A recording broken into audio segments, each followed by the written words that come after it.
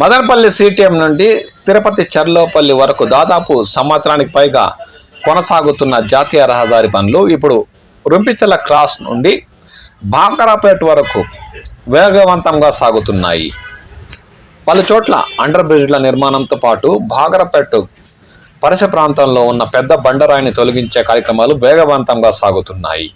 ఈ 6 లైన్ రహదారి పూర్తయితే కర్ణాటక సైడ్ నుండి మదనపల్లి మీదుగా తిరుపతి పట్టణానికి రాకపోకలు సాగించే వాహనాలకి చాలా అనువుగా మారుతుందని వాహనదారులు ఆశాభావం వ్యక్తం చేస్తున్నారు.